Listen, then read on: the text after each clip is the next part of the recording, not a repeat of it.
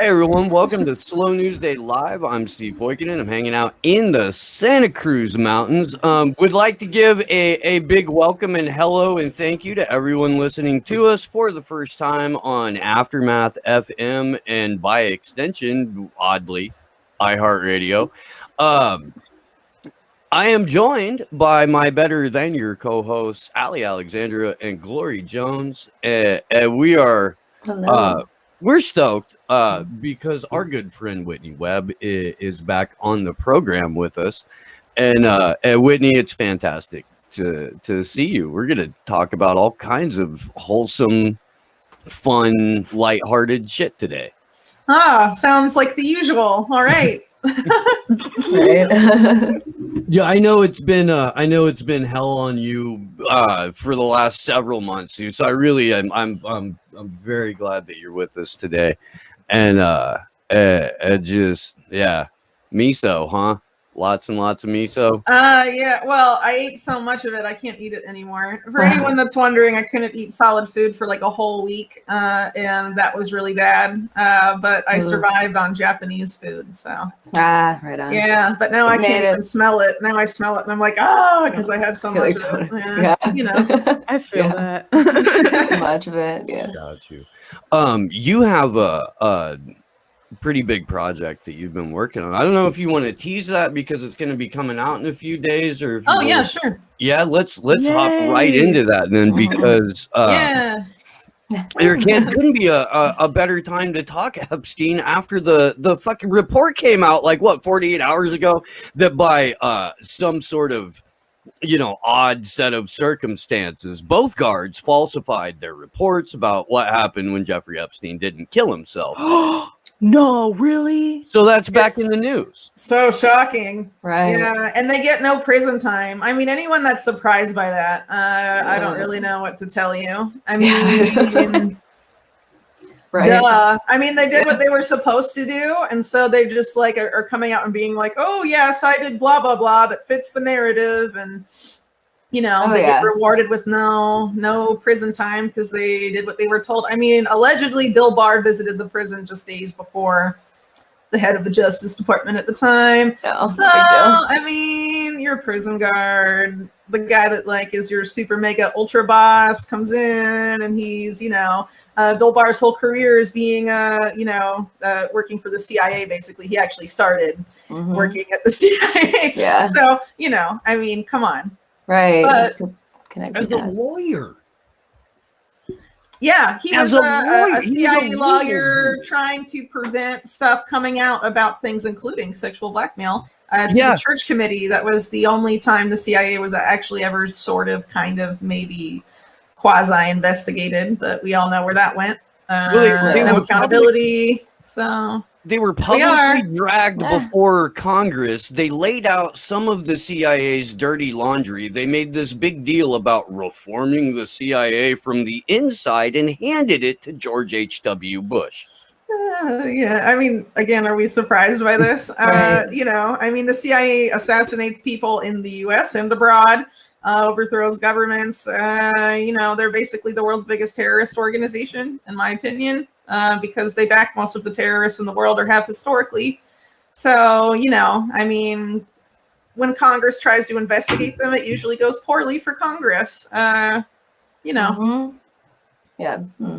quick, I would like to see in the chat a battle between the people who think I look like an Orthodox Jew and the people who think I look like a 70s Coke dealer. Oh boy. Well, if you had a fedora, you'd have strong Chabad Lubavitch vibes. I can go grab a fedora. Ooh. I can. Well, I also your other option would be pork pie. All right. But anyway, the big project I have coming out isn't really it's sort of, I basically adapted research from my upcoming book on Epstein.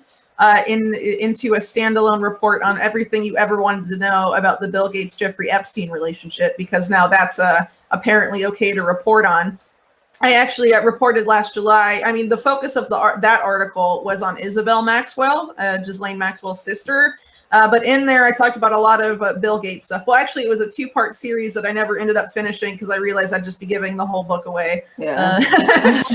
Basically. And it's called the parts that are available online. You can find it on my website, unlimitedhangout.com. It's under the series tab. Maxwell Family Business is the series. So it basically starts out with the stuff about the first company after Robert Maxwell's death, set up by Christine and Isabelle Maxwell, that Ghislaine was actually had a huge stake in that company. And when they sold it to Excite in like 1996, she got like a multi-million-dollar payout. And since Ghislaine Maxwell's finances at the time and Epstein's finances at the time were very much interwoven during this period, I posited in that first article that it may explain why there's this 2001 article from the Evening Standard that they've tried really hard to scrub from the internet, but I found it, that says that Jeffrey Epstein this is from 2001, right? That Jeffrey Epstein at that time had made his millions from his business links with 3 individuals. Leslie Wexner, of course, we know that was definitely true. Donald Trump, yes, we know they had ties, but the third one is Bill Gates. And so we're supposed to believe now that the mainstream media narrative that they didn't meet until 2011, blah, blah, blah, blah, blah. And that's the narrative they're still sticking to. But I would argue the reason they don't want the earlier ties to come out is because it shows that Microsoft was obviously compromised by the Epstein network. And so a lot of what's in this report is talking about their ties to Epstein's ties to former chief technology officer of Microsoft, one of Bill Gates' closest advisors, who was actually accused by Alan Dershowitz of all people of sexually abusing Epstein victims, as well as Virginia Giuffre and other people. And there's a lot more there that we can get into. But anyway, last July, I covered that first sale of that company, because also in the 90s in the British media, because they always followed up on Robert Maxwell's kids because he was so notorious. She described herself throughout the 90s when she was actually doing all this sexual blackmail stuff. She told the press that she was an internet operator. That's kind of interesting. A little bit. Yeah. So, but what's really interesting is Isabelle Maxwell in particular. She, as part of this first company they had that was actually one of the first, the earliest search engines on the internet, called Magellan. She was involved in, as vice president of negotiating their alliances with major companies, which included Microsoft and Sun Microsystems and some other companies at the time.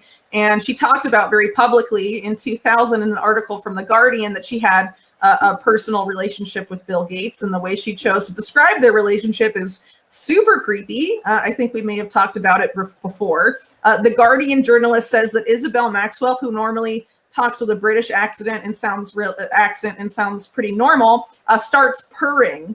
They say she starts to purr. She talks about Bill Gates. That's super normal, right? Fucking weird. And then she starts, and then, but not only that, she starts speaking in a Southern accent, like a Southern American Southern Belle accent. What in the Gina Haspel? Purring. Yes. It's in this 2000 article from The Guardian about Isabelle Maxwell. You can go look it up. It's called something like Voyaging Around Her Father, talking about how she's a big tech.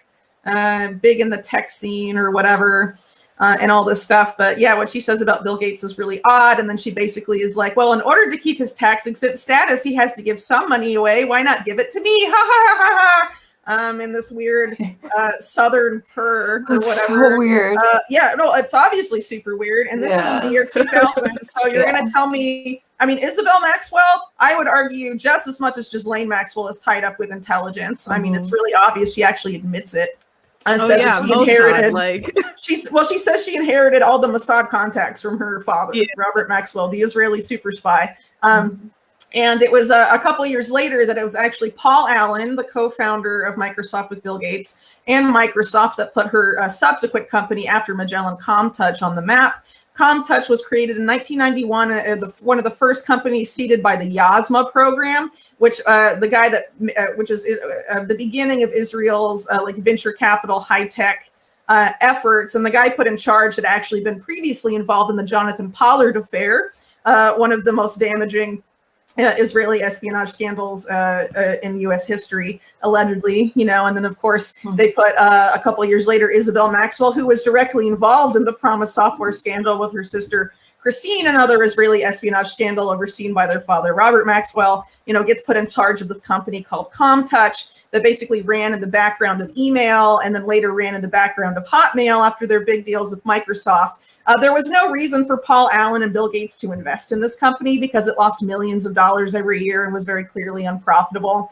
So there was something else going on.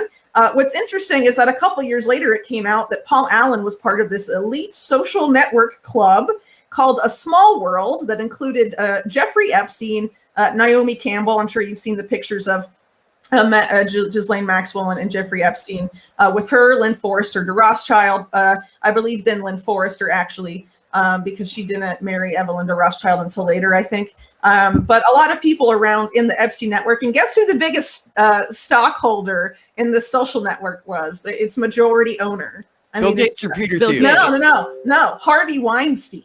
Oh, that's even better. Did they name it Small World because they wanted everyone to know that they were like the face of a global kid rape trafficking network? Right. Yeah, and at the same time, you have Paul Allen being taking photographs with Nicole Junkerman, who was outed later as a Mossad asset by Johnny Bedmore. You can go back and read his stuff from 2019 on that. Yeah, it's a really great piece. It's 3 parts. The first one was actually scrubbed because Nicole Junkerman is so mad that she got outed. There's really nothing she can do. I mean, that's what happens when you're a dirty spy involved in child rape. So, yeah. So this is, so maybe that's why Paul Allen dumped a bunch of money into this company. I don't know, but also Microsoft did as well. Isabelle says years later that their company would have failed, that Microsoft and Paul Allen put them on the map and allowed them to run in the background of a bunch of U.S. companies, and that she was the guys that created ComTouch specifically said they wanted her in charge because of who her father was, which is nuts because he's the Israeli super spy. I mean, that's the name of his biography by Gordon Cummings.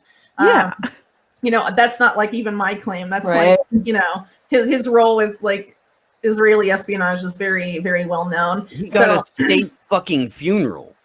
He's a legend to them. But they also killed him. It's weird. Anyway, we can get into that another time. I didn't really prepare to talk about the Maxwell death, but that's fine. That's fine. And I pulled that Guardian article too, just so I could take a look at it. Take a look at it. The opening sentence of it. I'll pull it up real quick. We'll do it. We'll do it live because it's fucking crazy, man. There's so many crazy articles of Isabelle Maxwell. It's amazing. More people don't talk about this woman. And her son worked in the Clinton State Department under Obama, chief of staff of the Middle East desk. Isabelle Maxwell is decapitating a boiled egg. Yep, she's really normal. She's really normal. Yeah, that's a normal opener, huh? How do you decapitate an egg? Yeah, what? I know, right? Maxwell calls herself a working mom, but this is a woman who, with her twin sister Christine, saw the internet's potential in 1992 and helped build Magellan, a search engine, which they sold to Excite for nearly $4.5 million. By the way, they both say, Christine and Isabelle both say, that they created Magellan as a way to rebuild their father's legacy. That's a direct quote. Oh, nice. Yes. I mean, it couldn't be more blatant. It's amazing no one talks about Isabelle and Christine. I mean, they're so dirty. Anyway, you're trying to get to the purring bit, are you? I'm trying to. I want to see this. And more stuff on ComTouch. Maxwell jokes about persuading Bill Gates to make a personal investment in the business. In a faux Southern Belle accent, she purrs. Yeah, I told you. Got to spend $375 million a year to keep his tax-free status. Why not allow me to help him? And then explodes with, that is a sociopath. She's nuts. I mean, I honestly recommend going back to my article. I call her like Israel's backdoor into Silicon Valley in that second part thing. Read some of the quotes about her, what she has to say about her father, about Israel, and all this other stuff. I mean, it's really beyond. And just totally nuts. And the whole thing about ComTouch, its history, It's really wild. And I didn't even get into what she does now. Did you know that Isabelle Maxwell is a technology pioneer of the World Economic Forum? Oh, I wonder what happens when we allow these people to never be held accountable for espionage. Yeah, I know. It's really it's just crazy, and that's why Yeah, no. But in that quote, she's talking about Bill Gates needs to spend like over $300 million a year to keep his tax-free status. Well, what's crazy is that in 2000 is the year the Bill and Melinda Gates Foundation was created. So how else would he have been able to have gotten, make that spending tax-free if it wasn't done through one of the vehicles, one of the trusts that makes the investments for the Bill and Melinda Gates Foundation? I mean, she's basically saying that's where she got that money. So philanthropy going to an Israeli intelligence, cyber espionage front company, of which there are many. So I think it's pretty blatant. And then she's talking about how she has a direct tie with Bill Gates. She's the sister of Ghislaine Maxwell. There's that Evening Standard article. He was hanging around this chief technology officer of Microsoft who traveled with Epstein to Russia in 1998. And apparently when this guy, Nathan Myhrvold is his name, created his own venture capital firm called Intellectual Ventures in 2000, Epstein would bring Russian models to it and just leave them there. I guess they kind of leave it open-ended. But the fact that then later he's accused by not just an Epstein victim, but an Epstein like co-conspirator like Alan Dershowitz. Right. I mean, Alan Dershowitz accused no one else of doing that. Right. He says he was super innocent and never saw anything bad, but he's like, yeah, but that guy did it. That one. Wow. Right. Yeah, that's dirty. Did you see that Dershowitz is going to be debating Glenn Greenwald on Whitney's face on some like you were just waiting wait, it gets even fucking reaction on air. Fuck. It gets even fucking better because the debate is about whether or not let me see if I can just pull it up. Here we go. I'll bring it up on camera because we do it live. Here's Glenn Greenwald and Dershowitz. Oh. What is the greatest danger? Government surveillance or the evils that is ostensibly designed to prevent? I'll debate Alan Dershowitz next week on this thing. Oh my God. And it's like the broadcasting network is an Israeli one. Yeah, I'm sussed out. I don't know. I mean, after Glenn Greenwald made his whole thing about leaving The Intercept, I've been very curious about the steps he's taken since and the things he's claimed and the niche he's tried to create for himself, which appears to be basically the polar opposite of the niche that The Intercept now occupies. I mean, I've talked a lot about Glenn Greenwald over the years. He really doesn't like me because of what I've said. And even though he left The Intercept and now dunks on them freely, my criticisms of them years before, he viciously attacked me for, and he very aggressively defended everything they did pretty much. Did he have a change of heart, or is he just rebranding? I mean, the guy's a millionaire and privatized the Snowden leaks and also the Lava Jato leaks for the Brazilian Intercept. The hacker that obtained that says that the Brazilian Intercept didn't publish only a fraction of it. I mean, same deal. He hasn't been held. No one's really tried to challenge him on that stuff. He's a celebrity. I guess he wants to continue to be a celebrity, but wants to occupy a different political niche. And now he's debating Alan Dershowitz about this in particular. I mean, I guess we know who's going to take what side, right? But Alan Dershowitz is a blackmailed clown who rapes minors. So. I wonder if Greenwald will say that on air. Right. I kind of doubt it. I don't think so. What's funny is that the comments on that Twitter thread are full of people who genuinely like Greenwald, who are sincerely asking, will you ask him about Epstein? And those are the ones where Glenn will go in to dunk on somebody with 6 followers.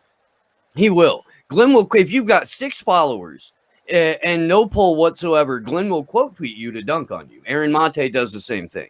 But like the people who were sincerely his fans, fun guys, who were asking him fucking like genuine questions about this. Ghost. Nice guys. Yeah, I mean, I don't really, you know, I honestly need a second to collect my thoughts because that kind of broke my brain seeing that, and I was just like, I don't want to watch it. Yeah, cringy. I saw this shit at like midnight. And oh, I'm sorry. Alex Rubinstein was like, "What the fuck?" Yeah. I mean, like, do we want to watch it if Greenwald isn't coming out of the gate like, "Hey, I'm about to debate a child raper. Let's see this come up in conversation." Well, you know, it's.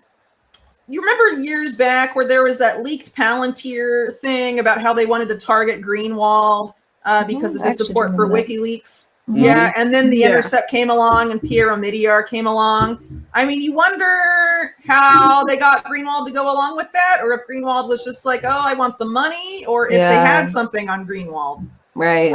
Ken Silverstein, who used to write for the Intercept, claims it was that they have something on him. And Sybil Edmonds, who, of course, you know, destroyed all her credibility, in my opinion, after smearing Vanessa Beeley and Ava Bartlett. So take it with a grain of salt. But she said the same thing. Is it what Sybil said? I don't know, but apparently he was in some sort of legal trouble before going to Brazil. I don't know the nature of that. I don't claim to, and I really don't want to speculate. But, you know, Palantir, which is a CIA front, was actively trying to take him down, and then CIA connected Omidyar comes along, and you know, for years, Greenwald tells me I belong in a mental hospital for implying that Omidyar's funding influences the Intercept's coverage. Yeah. PayPal guy. You literally can't send messages in PayPal that have the word Cuba or Syria in it. And we're out here defending Pierre Omidyar. Well, Pierre Omidyar is the guy that bought PayPal from Elon Musk and Peter Thiel. And with that money, Peter Thiel created Palantir. Ooh. And they still, they're pals. Yeah. They, you know. All friends. Yeah. That's pretty fucking cozy. It is. And those of us who were making legitimate, accurate criticisms of the Intercept, and dude, you got shit on for that. Oh yeah, and I got shit on by people that were supposed to be, you know, an independent media. For an article where I was defending Assange because Greenwald and Snowden were part of the Freedom of the Press Foundation that cut off WikiLeaks, a major avenue of donations to them. Yep. And it was actually Assange who tweeted out this picture of all these rats drinking milk and said, this is the FPF, which of course includes Greenwald and Snowden. I defended him there. And some people, before they rebranded to be Assange activists, were activists focused on Edward Snowden and totally raked me over the coals when my daughter was 2 weeks old. It was my first, I couldn't afford to take maternity leave. So it was my first article back, and I literally got brutally smeared and attacked by someone who is still yet to apologize to me, even though I was right. So, you know, good times. Being right super early does suck, I will tell you. I get, I mean, I don't talk about this stuff. I get smeared and attacked and actually threatened pretty regularly. Part of why I'm not really interested on being Twitter right now, because I have a lot of other stuff going on. I don't really want to focus on that. And honestly, I feel like in the past couple months, Twitter has gotten even crazier than it's ever been, but maybe that's because I have a lot of followers. I don't know. It's a little nuts. It's so negative. Sometimes you're just like, you can focus your time on better things. That just has to be super frustrating. But like when I had Patreon, before they took me off, I would have people that would pay me $1 just so they can send me a death threat that they know I would see, and stuff like that. And you know, I mean, putting yourself out there and you know, taking all the risk when a lot of people in independent media wait until it's safe to make those claims years later. It's not very fun. It's not very fun, but I think it's important. I mean, because otherwise the stuff doesn't get out there. And I, a lot of times, I don't get credit for being right early and all of this stuff. And I don't really care either, but it does. Well, thanks. Yeah, you do. But I get why you focus on like the other stuff though, because you don't, that's just like how we are. People are, you know what I mean? But I mean, we created the Whitney Webb is always right hashtag.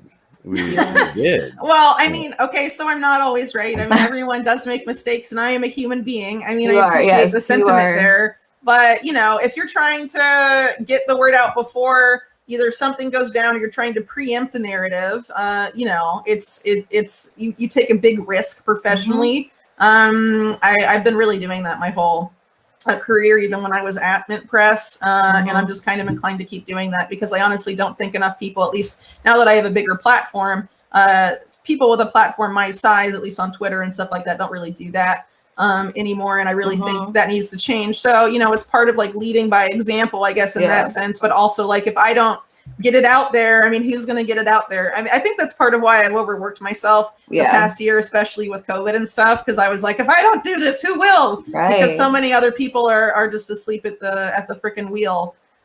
We talk about this a lot. It's sad. Sometimes we dunk on people by name. Sometimes we don't, but for example, now, DHS announced, I think a couple days ago, that they're formally opening their new pre-crime center and forcing states to fund it to the tune of each state has to fund it by at least $77 million per year. It's open. It's here. I've been reporting on the pre-crime stuff since it was first announced in October 2019. Steve was one of the only people that actually covered my article on it. The other person besides Steve, I think, was the Ron Paul Institute, and that was it. And no one else wanted to cover it, and now here we are. Screaming about it the whole fucking time, too, Whitney. It's like, and when the pre-crime arrests started coming in January of this year, we were like, "Yo, been telling to talk about this for a long time, right?" And this is something that Ryan says all the time that I am shamelessly stealing because it's a tinfoil hat conspiracy until it's breaking news in a headline. Yeah. And it's people that are, telling you this in advance that get called the tinfoil hat conspiracy theorists. So they get smeared all day long and attacked and threatened all day long. And then MSM says it's fine. Like now, talking about Bill Gates and Epstein is fine. Yeah, right. Oh yeah, there's a Netflix special. Right, no way. There's a Netflix special out on the out on Epstein. That's like Epstein for liberals. They got the Social Dilemma on there too. Which if you want to learn more about that, just read Cory Morningstar's article. I know. I'm not even going to go into that. I did. Yeah.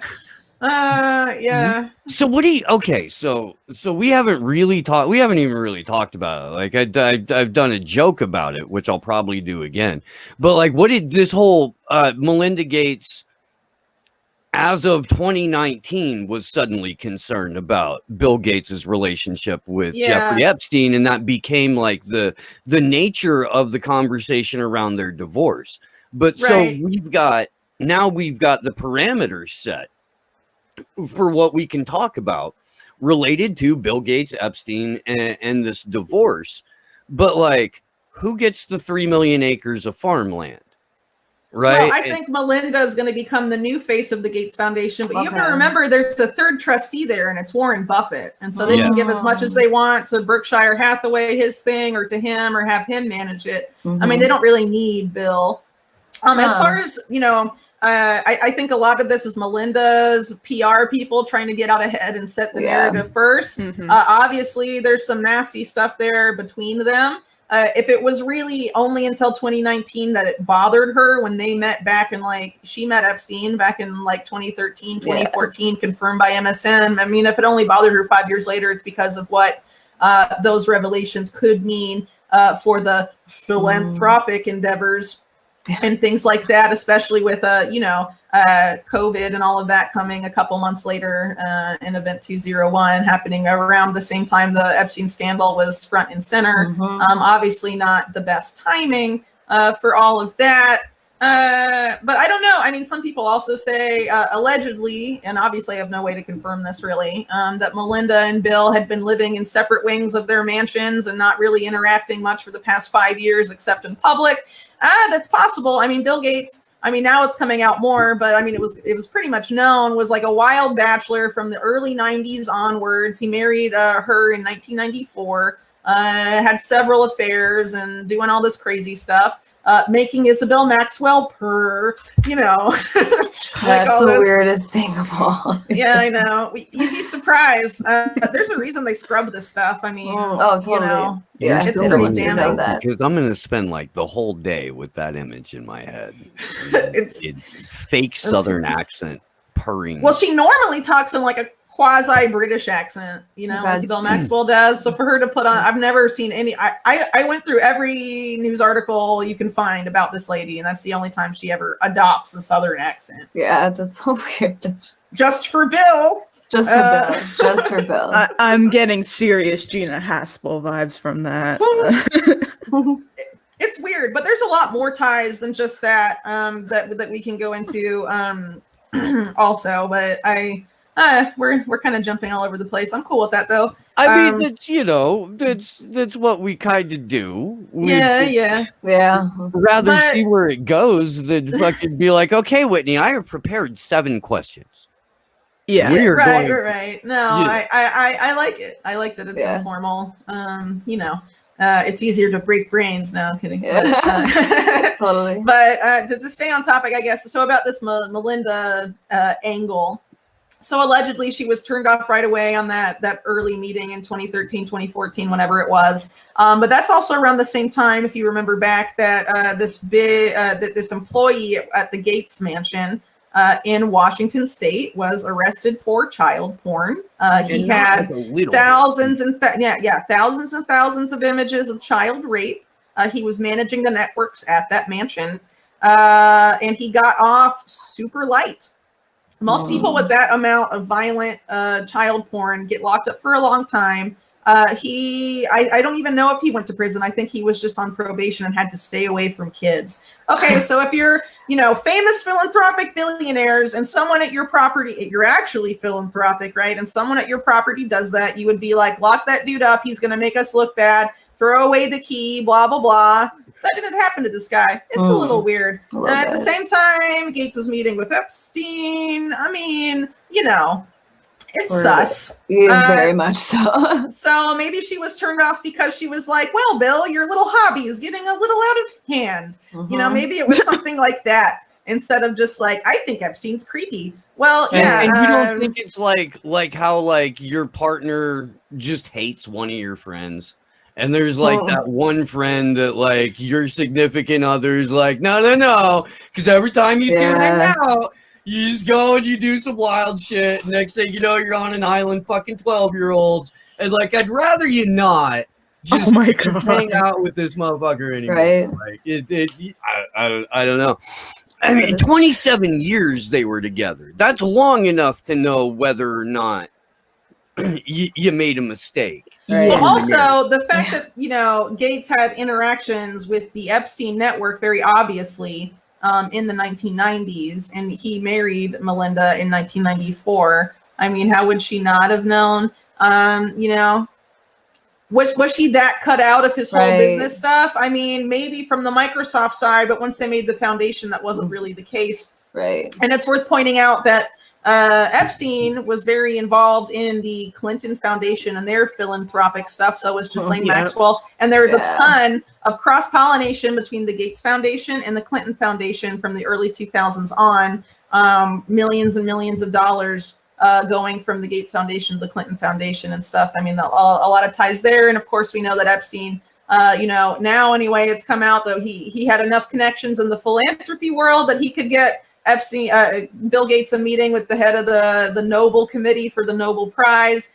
He had pitched Gates creating a global charitable health fund with JP Morgan, the crazy predatory bank that obviously cares about your health. You know, and that would have made Epstein a bunch of money if that had come to pass and all of this stuff.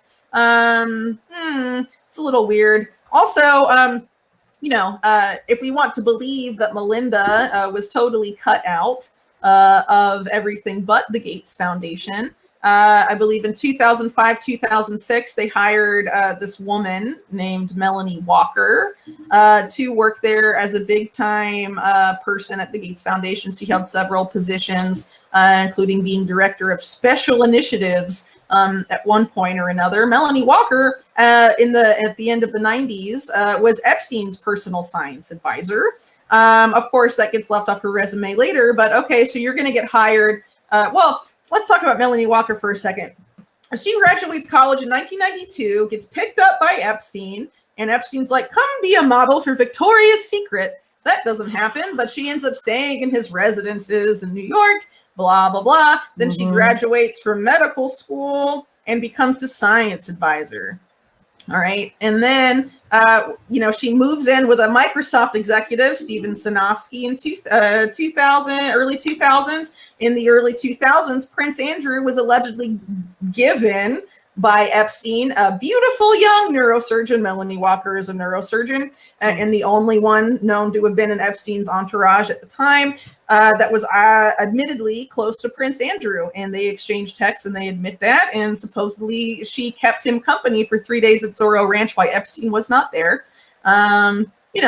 Anyway, so she turns in her resume to the Bill and Melinda Gates Foundation, and the only thing not Epstein on there is that she worked in for the World Health Organization as a practitioner in a underprivileged area. Okay, the Gates Foundation isn't going to hire you for a top position just for that. Obviously, the Epstein stuff was known to them, and if they don't know who Epstein is at the time, why do they hire Melanie Walker? Oh, so you've been a science advisor to a billionaire before, and we want a science advisor, and we are billionaires. For them not to know who the previous billionaire was, when he was also palling around with Nathan Myhrvold, Microsoft's chief technology officer, who co-wrote Bill Gates's book with him in 1996 and was his closest advisor until he left Microsoft. No. And then you tie in the whole Isabelle Maxwell thing. I mean, come on. I mean, there's obviously a cover-up going on here. And that they would just hire this woman without knowing who Epstein is. Very silly. Very silly. Again, World Economic Forum. Melanie Walker today is the co-chair of the WEF's Global Futures Council. In 2016, she wrote how hospitals would be replaced by hospitals. And that you would just have robots injected into you that would do the surgery for you, and you'd have a brain-machine interface and all of this stuff back in 2016. That's the Gates-Epstein science advisor. Melanie Walker is also the person that introduced Epstein to Boris Nikolic, Gates's other science advisor, who was named the backup executor to Epstein's will after his death, and invested through his venture capital firm Biomatics Capital in a bunch of companies that were co-founded by heavily Epstein-funded scientist and crazy eugenicist madman at Harvard, George Church. Several of one of his companies that was funded by Nikolic is called Kihan Biotech. It's based in China because it's literally about making chimera pigs that grow human organs and to put them into people. That's mad science. And should be stopped. They have another one called eGenesis that's about genetically modified pig organs that can go into people. And then there's the other one, a detox medicine that's like CRISPR pharmaceuticals, gene edited pharmaceutical whatever stuff. George Church is the guy that was openly called a eugenicist by mainstream media because he wanted to create a dating app where people could eliminate, not breed with people with inferior genes and stuff like that. And he also once joked about finding a young female that he could insert a resurrected Neanderthal embryo into. So this is the guy that Epstein funded. He still has a job at Harvard and all of this stuff. It's nuts. And by the way, all of these people I'm talking about are part of something called the Edge Foundation that Epstein basically funded exclusively, and he used to basically get himself in very cozy, to get very cozy with the people that now run Silicon Valley. And that includes, Google co-founders, Elon Musk, Jeff Bezos, all of these guys met Epstein through there. And this is the transhumanist side of Epstein.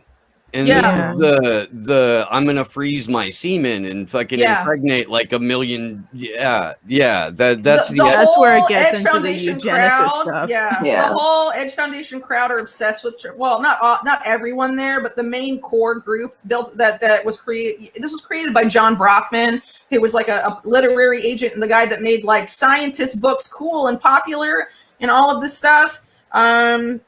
And a lot of his clients ended up meeting Epstein and were members of Edge. Not everyone that was in Edge, that was a client of Brockman's, was necessarily part of this, but a lot of them were.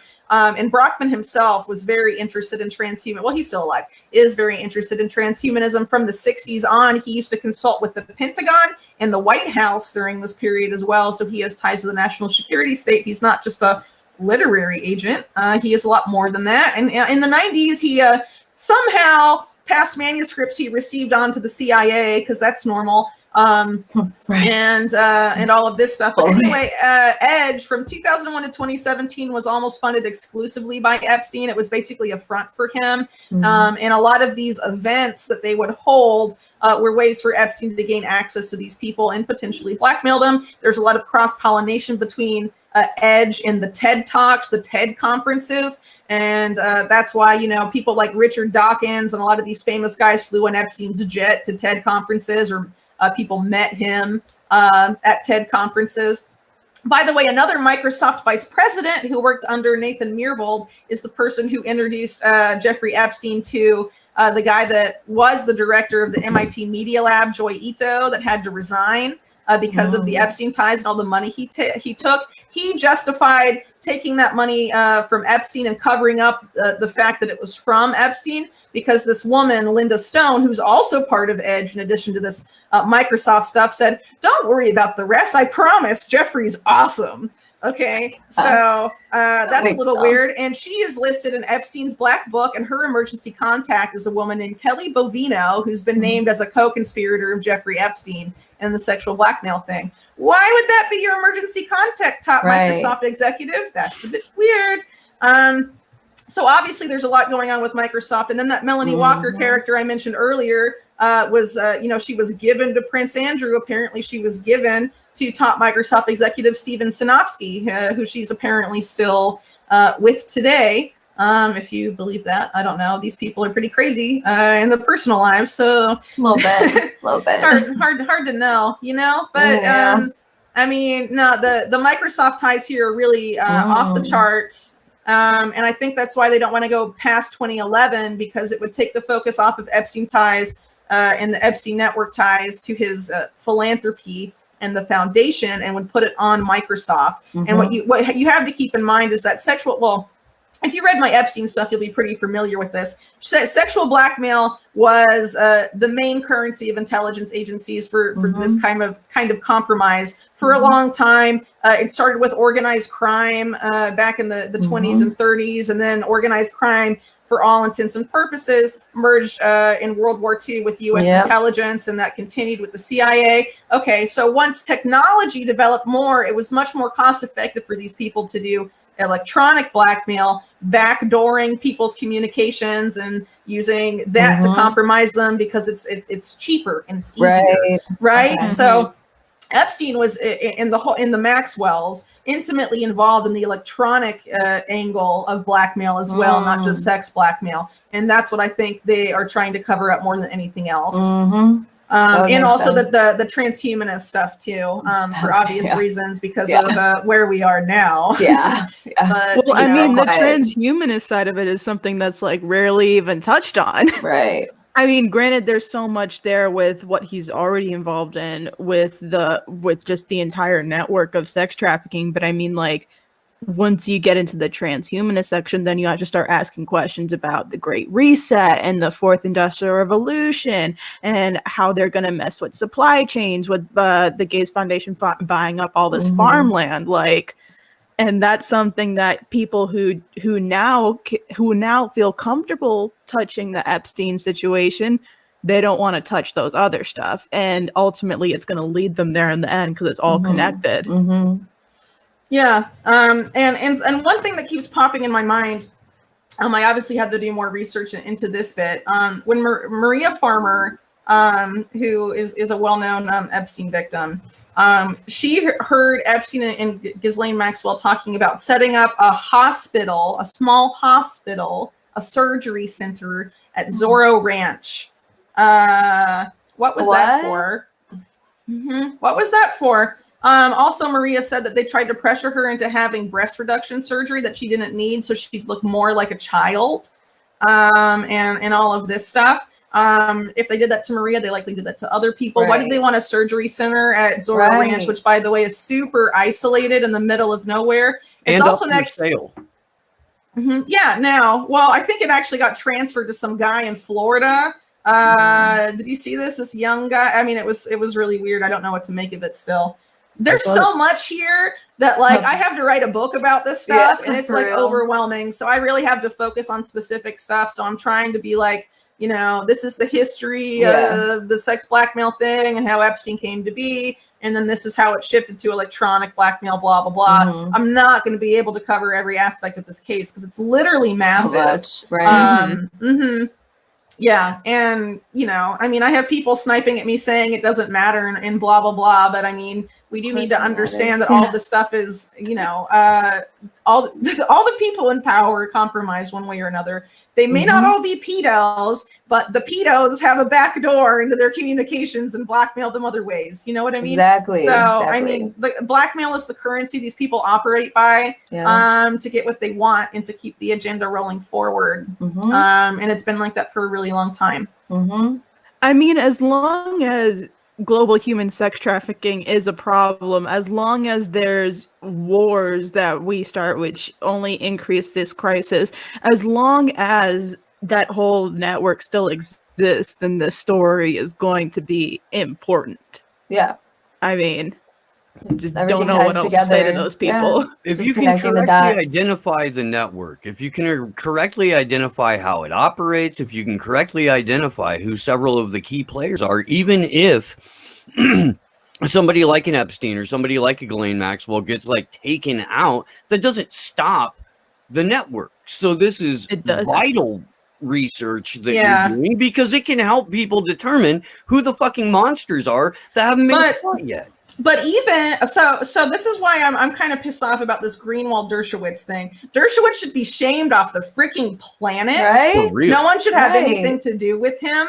Because we know he was involved. I mean, come on. I mean, it's the most blatant thing ever. And even, you know, at the time he was writing newspaper articles about how the age of consent needs to be lowered to when a girl first gets her period. And these days, because of like hormones and meat and all of this stuff, that's like 10 or 11. Right? For real. So like, you know, Alan Dershowitz is a fucking creep. He should be treated like a fucking creep. He obviously was compromised by an intelligence-linked sexual blackmailer, pedophile, crazy person. Why is anyone listening to him about anything? I don't know. You know, so, you know, Glenn Greenwald acting like he's the person to debate on this. I mean, find someone else that's not, you know, this deranged. No, why it's a goddamn pay-per-view event.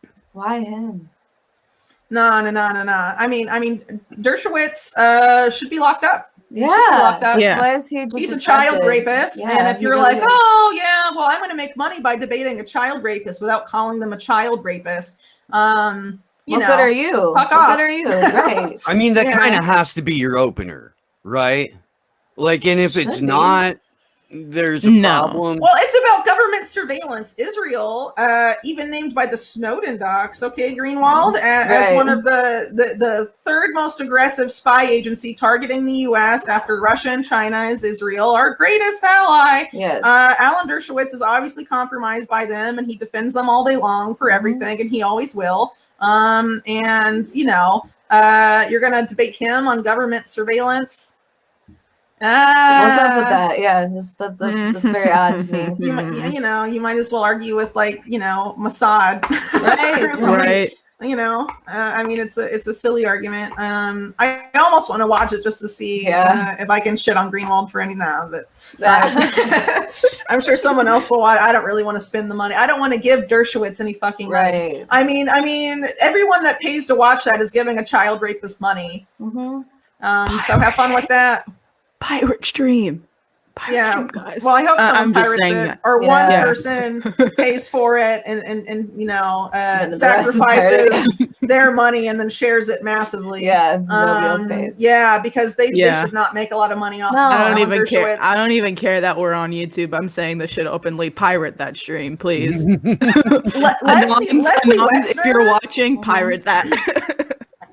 Leslie Wexner had to retreat for public life. Why hasn't Dershowitz? You know, And why give him a platform?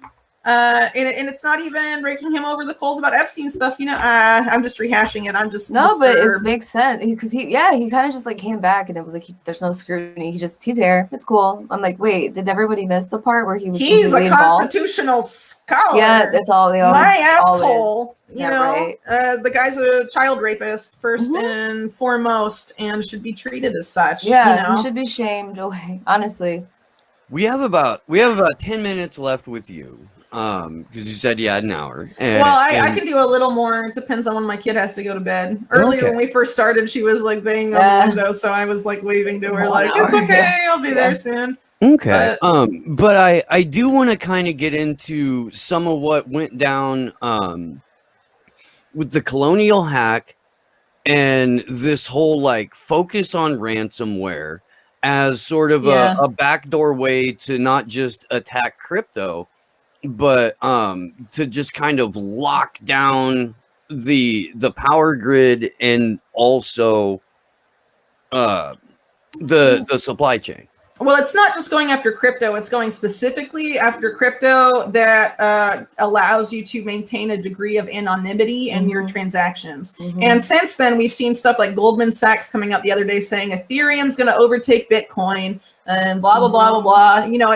In my opinion, it's a really targeted attack on specific cryptos like Bitcoin, Monero, and stuff like that. Yeah. Whatever currency they say the cyber criminals are using are the ones they're going to target specifically. And they'll probably throw in people that hold or regularly use those cryptocurrencies in the domestic terror whatever, where you're doing something we don't like, domestic terrorists, because they're mixing it all together. QAnon and anti-vaxxers, they're all the same, and they're all terrorists, and the people who use Bitcoin are all terrorists, and these people are all terrorists. Anti-science extremists. I don't feel like a terrorist.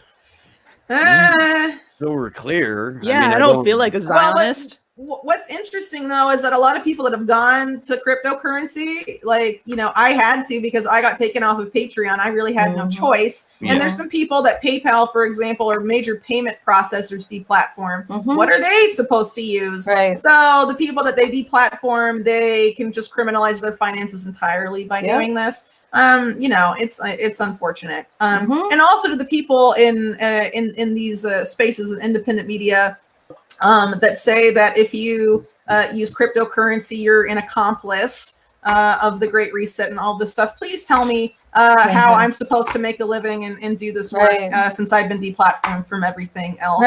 I'd really like to know. Would you prefer that I just, shrivel? No money for you. No money. And starve. Thanks. Yes. Well, you can only be a certain type of mother, Whitney. Like if you have to go full granola and only granola. You can't make a living outside of the granola. Well, I just find that argument to be kind of silly because, social media, for example, is a technology that was set up, as you can see with Facebook and DARPA and LifeLog and all that stuff, and the war on domestic terror now. Social media was set up to screw you over. It has military origins. It's pretty much on record now that that's the case. But a lot of these people making these claims still use Facebook, right? Because they want to get the word out. They want to do something good with it. Okay. Same with the internet. The internet was created, goes back to ARPANET, which is, part of the precursor to DARPA, and all of this stuff has military ties. And there were obvious military applications to the internet then and now that are being used, but yet we're all still on the internet trying to reach people. So, to just choose one technology with connections like that and say, no, that one's bad because I don't use it, I honestly find that to be a little silly personally. If you're going to make that argument, then get off the internet and get off Facebook and get off Twitter. It's the same type of technology. Personally, that's my view anyway. And I think that type of rhetoric is pretty divisive personally. And it has been used to divide. Oddly, the people making that argument seem to just go after people that work with me. It's almost like there's, well, I'm not going to get too I mean, dude, take this.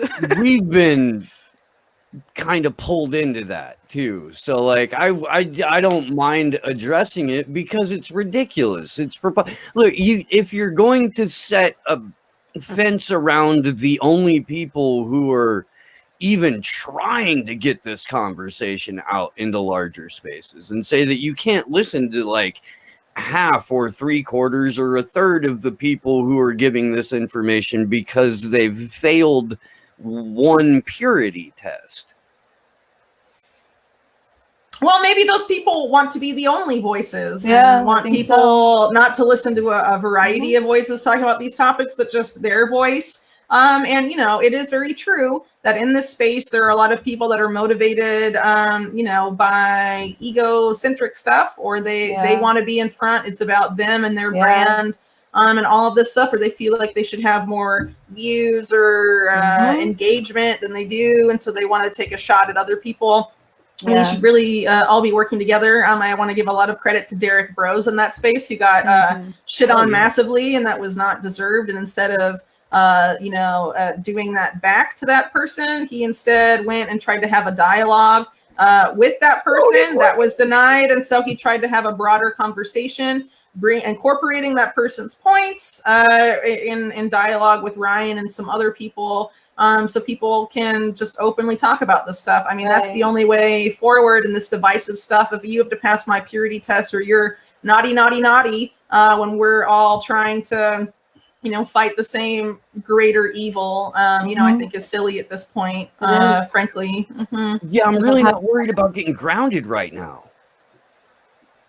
You know what I mean? Like, there's some real shit going on. Yeah. Maybe we can work on that. Pre-crime is here. Pre-crime is here. And we're being like, oh no, you haven't done what I like. And, but you're on Rockfin. Yeah. Motherfucker. We have I know.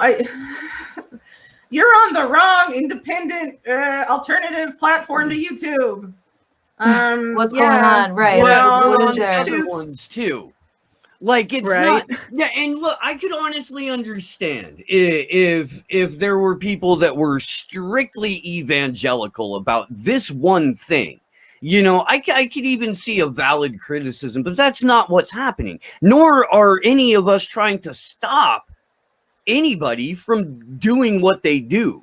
We're not trying to stop anyone from like engaging with those folks or having a conversation with them. In fact, like, we've invited them on several times and have been, you know, shut up and told like, well, I'll have a private conversation with you. But I will not come on your show. Well, then no, I don't want to have that conversation. Like, if we can't do the, there's conversations that need to happen in private, and I'll do that. But like, this is something that I feel like is a vital thing that we need, vital conversation that we need to have, that we need to air out. For the record, the person who got caught stealing all my Rockfin earnings last year is the person who courted this particular person we're talking about and set up a website with them and all of this stuff. So where do you think a lot of this has come from? And why is that person gone after Derek and Ryan? And why is that person currently going after Vanessa Beeley? And all of this stuff, all people I work with? I would argue it's not actually about crypto and the technology, and that this is about something very different.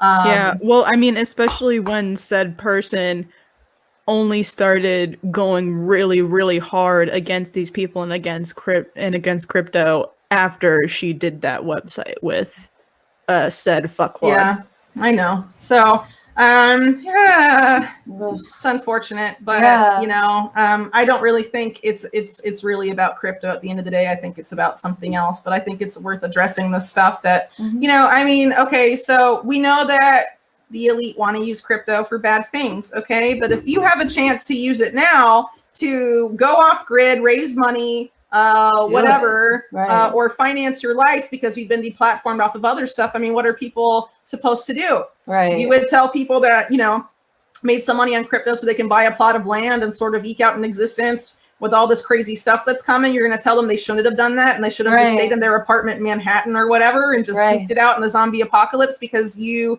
don't like that currency. I mean, it's just, I think it's kind of a silly argument personally. It's really silly. I haven't addressed it personally because obviously what I just mentioned, there's obvious attempts to really drag me into this. And I just, you know, I don't really want to make it like that, you know. I'd rather just address the ideas.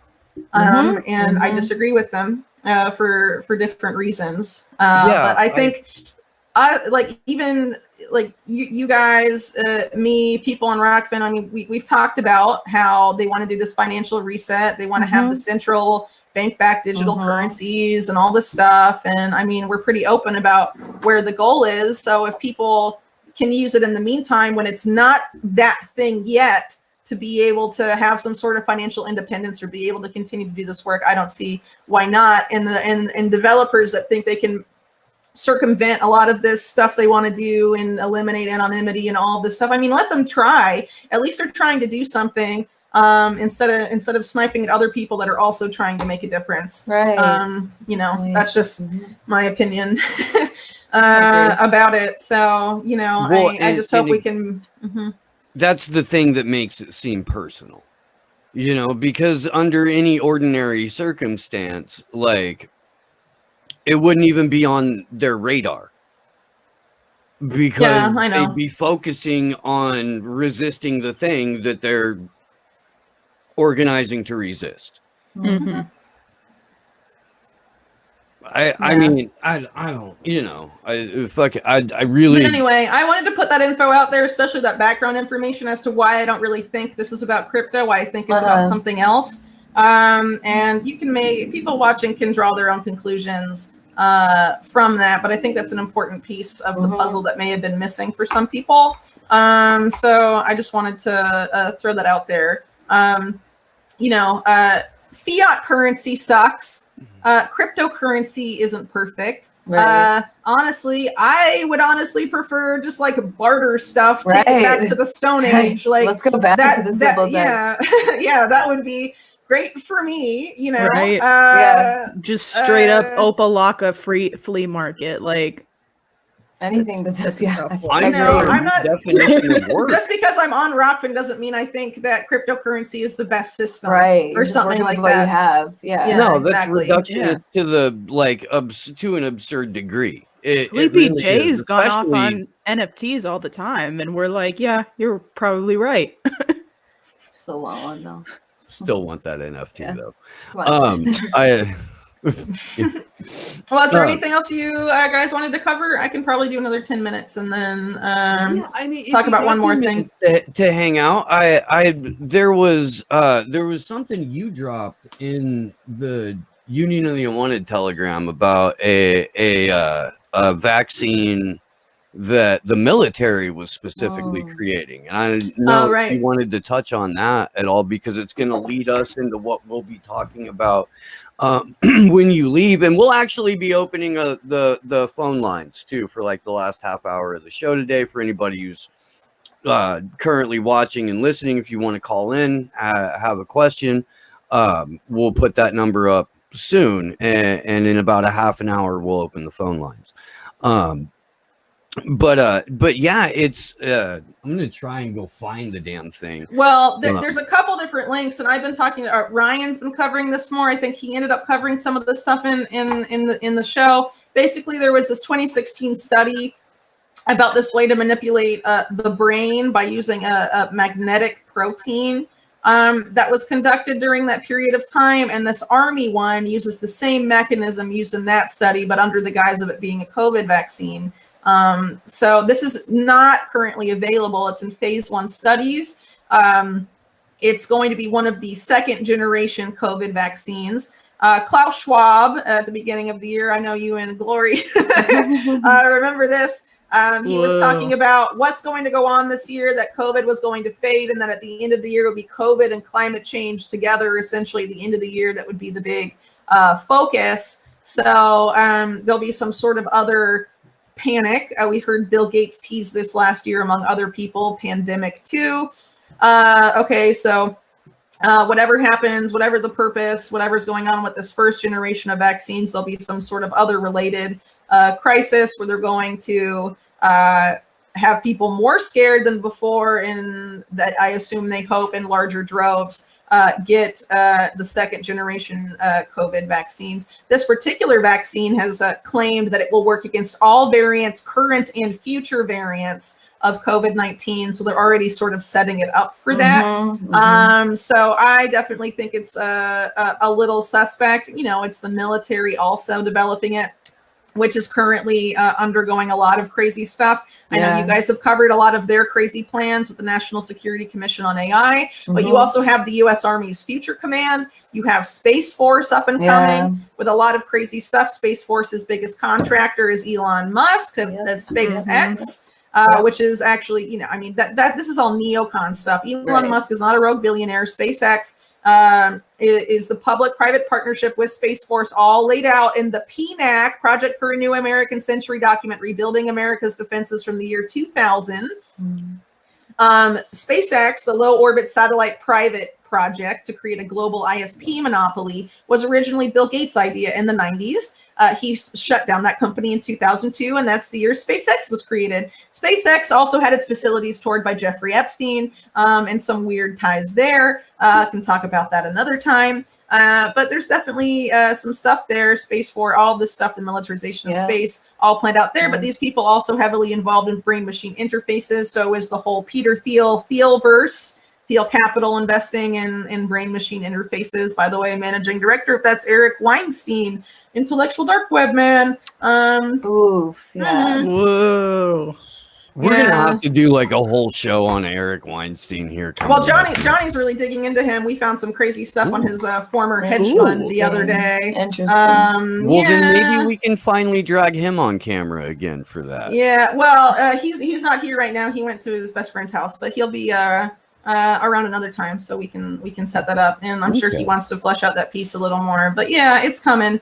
But crazy stuff going on. So I think also the UFO thing they're seeding, about that's disclosure and all of that. I'm like, what's up with this? Right? I think this is they're very just suddenly admitting to UFOs now. Like, what? I'm like, is anybody paying attention to this? Like, do you not see it's like, well, because it's like Gaza was on fire, and then out of nowhere comes the Pentagon, like, they're here. Yeah, 60 minutes about it, no big deal. Marco Rubio, neocon boy, is being like, oh, I want to know what these UFOs are. I mean, come on, dude. And the fact that this was all sort of gamed out, the militarization of space, and the blanketing Earth and the low orbit satellites and all this stuff was gamed out by the neocons. The neocons were responsible for setting up Thiel's and I would argue SpaceX and all this stuff during that period of time in the early 2000s. And I mean, this is where we are now. That document, Rebuilding America's Defenses, it's the same one as the new Pearl Harbor document. It's the same document. It's very good at predicting stuff, in case you haven't noticed. It talks about how a couple decades after it was written in the year 2000, which would be now, militarization of space, blah, blah, blah. You talk about UFOs. Oh, there's this threat from UFOs. You are able to pump a ton of money and manpower into the extreme militarization of space. And these guys in this neocon document say that's the only way for the U.S. to maintain military hegemony in the future is to control the international commons of space and to dominate internet by creating the global internet service provider ISP monopoly with low orbit satellites. That's what Starlink is. And then SpaceX is the military private contractor for Space Force. It's literally exactly as they mapped it out. So with the neocons on board promoting this and all of this stuff, I don't know if they decide to, if they actually do roll out real aliens. It's not like these guys haven't known about these people for a long time, or they're going to fake it. I mean, it's really either one of the two. It's not going to be like, oh, they're suddenly here and this is the first time anyone on Earth has seen them. You know, it's not going to be like that. So this is obviously some psyop in the making. What type of psyop, what flavor of psyop? What flavor do we get? Remains to be seen. You know, but there's obviously fuckery afoot, and the agenda here is militarization of space, so they can just laser wherever they want on the planet, dominate the whole thing, cover the whole thing.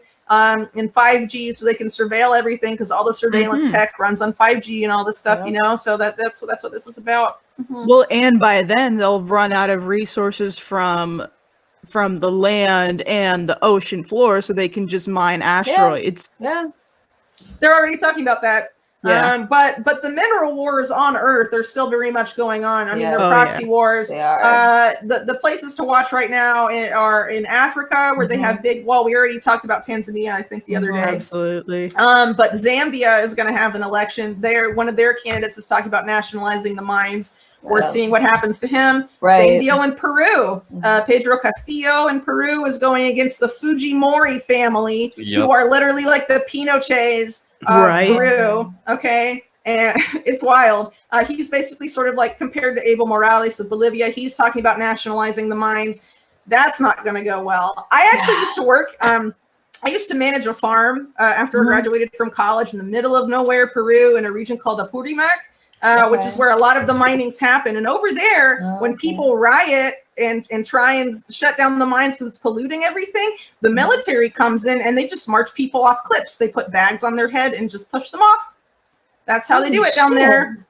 Yeah, they don't give a shit. We'll see what happens with this Pedro Castillo election, but I don't think it's going to be very pretty. And they're doing some really crazy stuff in Chile too, that I've talked about before. They are trying to declare all the indigenous people in the region I was living in. I had a bunch of Mapuche neighbors, right? So this was not going to go well for me. It's a big part of why I left, not just the COVID stuff, but the fact that they're openly talking about treating all these people that like they're terrorists. I mean, my kid's dad is like a quarter Mapuche. My kid's like 1/8 Mapuche. So like would that involve them too? I mean, come on. Really dicey stuff, but it's all about taking their land because of these indigenous land laws that prevent them from selling it to a corporation. Even if they want to, they can only sell it to other Mapuches and all of this stuff. They want to gut that. And they can do that if they declare estado de sitio, as they call it, martial law, suspend constitution, all of this stuff. They will probably do that before the Constitutional Assembly that was just elected, that's very left-leaning and has a lot of indigenous representation, can actually be formed and make a document. And they have presidential elections in November in Chile. So things are going to get really crazy there. And Chile is also one of the top copper producing countries in the world. And they also sit on the lithium triangle with Bolivia. So it's not just that, it's the whole lithium thing there too. Definitely. Some of that's in Argentina as well. And then you have mining really all the way up the Andes. It's in Ecuador as well. I think that's why we saw manipulation personally in Ecuador's last election. You have Guillermo Lasso there, who's just will do whatever Wall Street and the CIA and whoever want. He actually tried to run the last election and lost to Lenin Moreno, who ended up being basically the same shit. And this is all about the mines because Bolivia got couped after they tried to they nationalized and tried to go into business with a Chinese company. Rafael Correa of Ecuador had done the same with Chinese companies in Ecuador as well. That's not happening anymore. If there's a lot of indications because of this last election in Chile that the presidential election will also go left. They want to prevent that, and they want to prevent it in Peru. So we got to pay attention to these places right now, because the new proxy wars are about getting the raw materials for the fourth industrial revolution.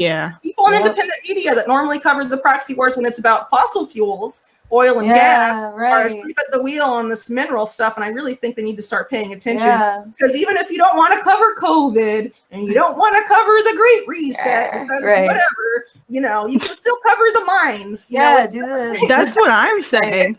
It's safe for you. I was gonna say it's a safe space. It's okay. It's even minerals. Groups in Greenpeace. Even groups in Greenpeace have protested deep sea mining. Like, you can do it too, guys. I believe in you. It's okay. Can they? Can they or will they? And the last thing I want to say, because I probably do have to go now, this pre-crime stuff, a lot of this is being based on what you post on social media. I know that a lot of us depend on getting our stuff out on social media, but honestly, the time is coming where probably now, unless you want to wait a little bit, you should delete that shit. Because they're going to use it against you. Most definitely. So, I mean, they're pretty open that that's what they're going to feed this stuff into, and how they're going to identify extremists and all of this stuff based on what they post. So, delete your social media account. If you still want to follow people like us on social media, make just like a burner account that doesn't post anything, and you just follow and you don't comment, stuff like that. I mean, we really need to start, like, crime is real now. It's here, right? We were warning you about it, but it's here now. So, and it's being funded and it's happening. And one of the groups, by the way, back like deciding who the terrorists are is the Anti-Defamation League. Yep. So if you're pro-Palestine, definitely make sure to listen to what I'm saying here, because the ADL probably hates you and thinks you're a domestic terrorist. I already got called fucking Chinese back ISIS by these damn Miami Zionists.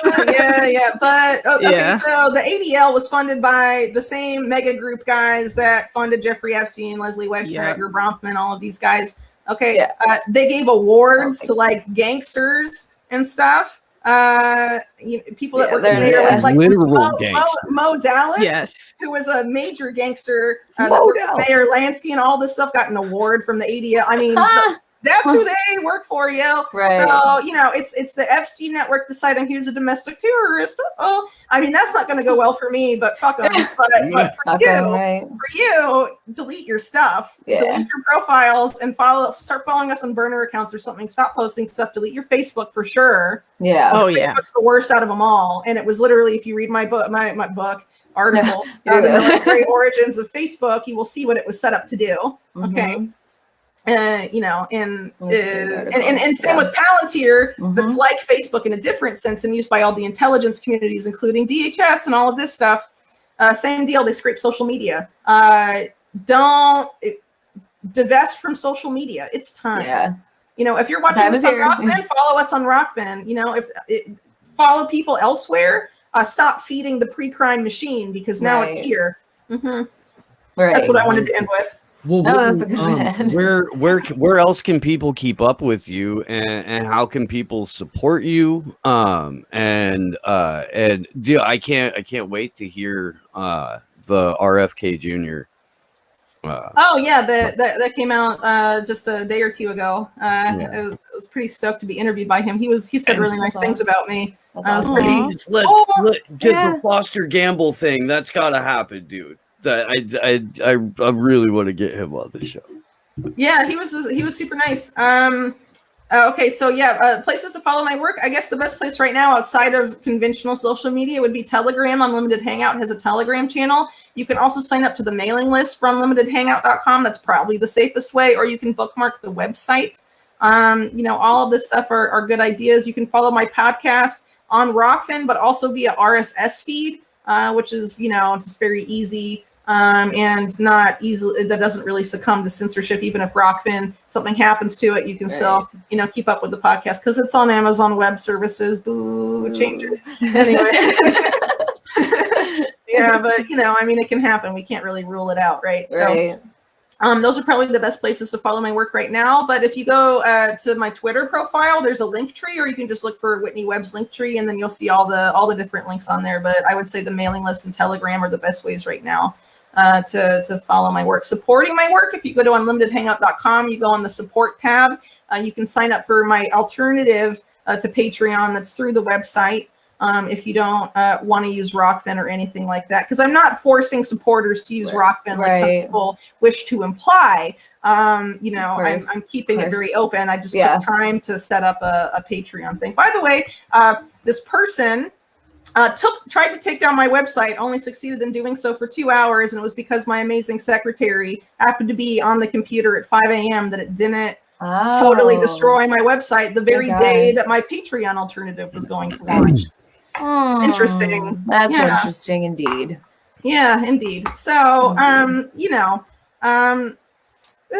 that's why things are the way they are, I guess. Anyway, you can support on there or on Rockfin. It's up to you. If you don't want Rockfin, there's the alternatives on the Support Us tab. You can donate via PayPal, through credit card, whatever. And some other PayPal, some other options are there. Why I'm on PayPal, we'll see how. You're there for now, right? Yeah, how long that goes. So yeah, to be seen. All right. Well, Whitney, God, we love you, and we're love you guys too. Thanks for having me on. Yeah, thank you. It's always awesome. happy to hang out with you. Can't wait to do this again Yeah. and give Johnny a lot of love, and we will talk to you soon. Okay, sounds good. Bye, See you guys. Whitney. Thanks again. Thanks. Yeah. Bye-bye. Bye. Whitney Webb, everybody. Oh God, that was so much information. It's awesome. Always a wild conversation. Nice Sunday service. Yeah, that was awesome. Hopefully everybody's still with us over on the Aftermath FM. We're gonna be opening the phone lines in about 10 minutes. 10 minutes? Okay. Yeah, I mean, we'll just get the number up. So 657-298-4767 is the number. What are you doing? I don't have the app open yet. You gotta give me a minute. Huh? I gotta get the phone app open and all that shit. Okay. Yeah, no, I said 10 minutes. Yeah. Do you have any comments or questions about what we were talking about, or anything else? In the meantime, I did want to pull up a couple of just, I guess, kind of interesting tweets, because when it comes to the jab, and the fact that you can't actually legislatively yet mandate it, it means that in order for you to push something like a mandatory vaccination, you would have to do it through workplace regulation. Yeah. So, that opens the door to a couple of different things. One of them being, do you as the worker have the right to come at your employer if you receive a vaccine-related injury because your job made you do it? Yep. That's happening in my work right now.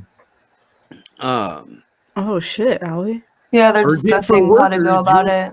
Yeah, urgent for well, and maybe you can speak to this, Allie. Urgent for workers whose employers want them to be vaccinated. Ask your employer if refusing will affect your job review or chances at promotion. If the answer is yes, then per OSHA, the vaccine is considered mandatory.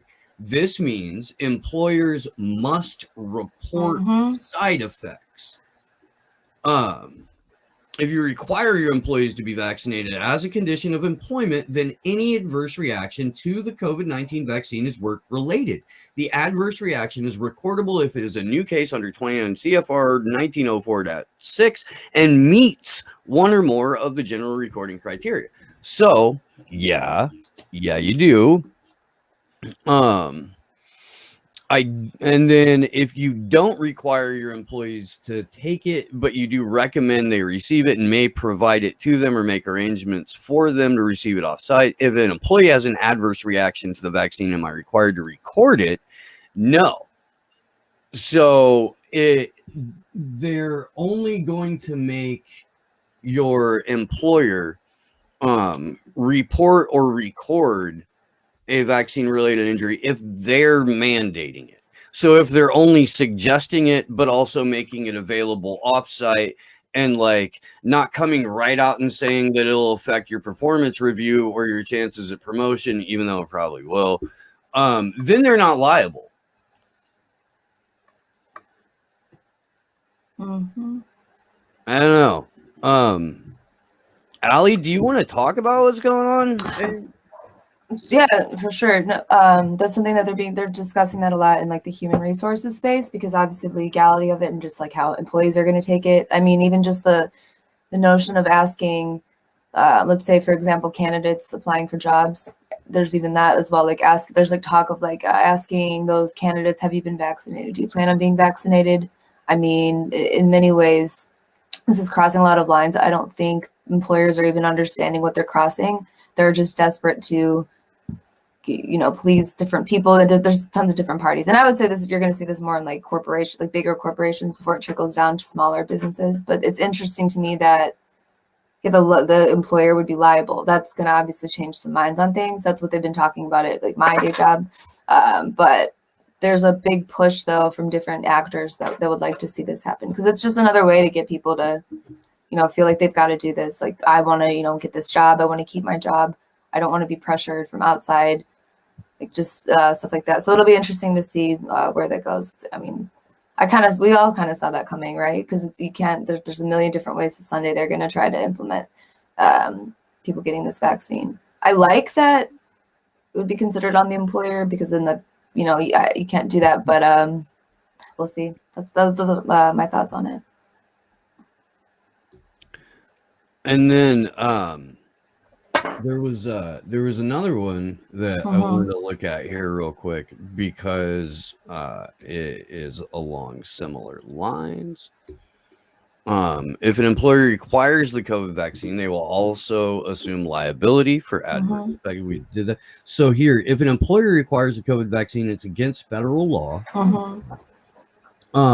which prohibits employers, private companies, and colleges and others from requiring vaccination with a vaccine distributed under whatever the emergency use authorization. So there's the actual text of the law.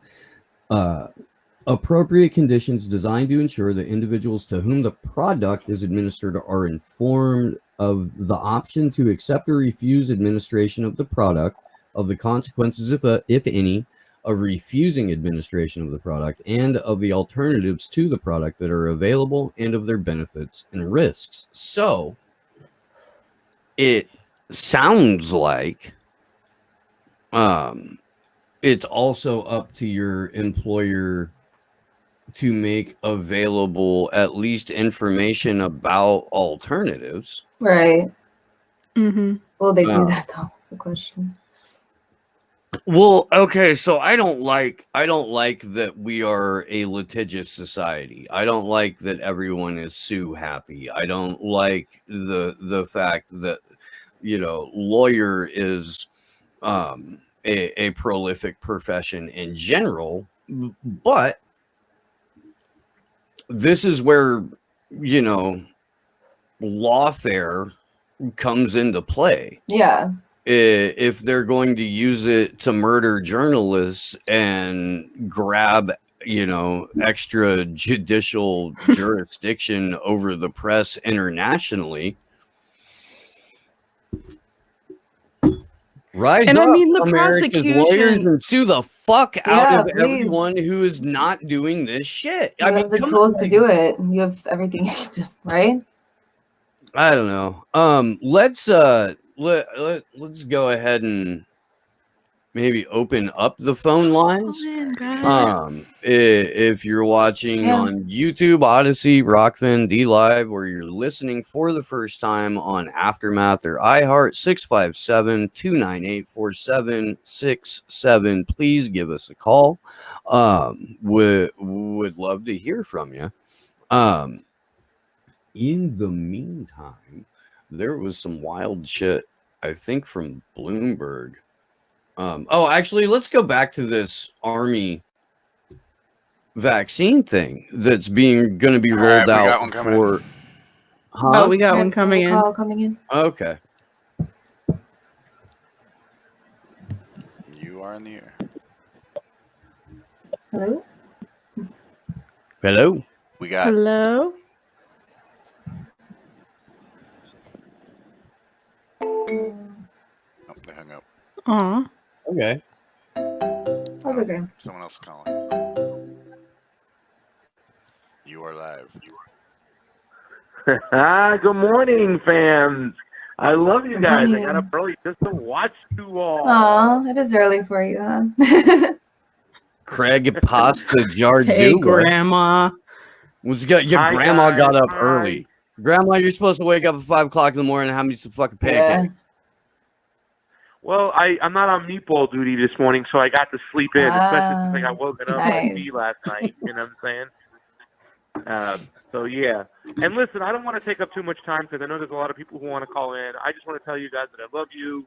You're doing the Lord's work without really talking about the Lord. I think you know what I mean. And it was an amazing show today. And I think this is such an important show. And people need to watch this stuff because I know how I think differently today. I actually understand what DARPA is, and you guys have been so helpful to my education moving forward that I just want to come over here and throw some props out to you guys and tell people to come watch this fucking show. It's important. Oh, well, thank you, Pasta. We love You're the hell out of you. so sweet, Pasta. Happy Sunday. Yeah. Happy Sunday. You guys have fun. Happy Let's go, Sunday. Knicks! Okay. All right, we Okay, got you another lost me. What a sap. Well, sweet. All right, Love you, Grandma. Hello? they're gone. Oh, okay.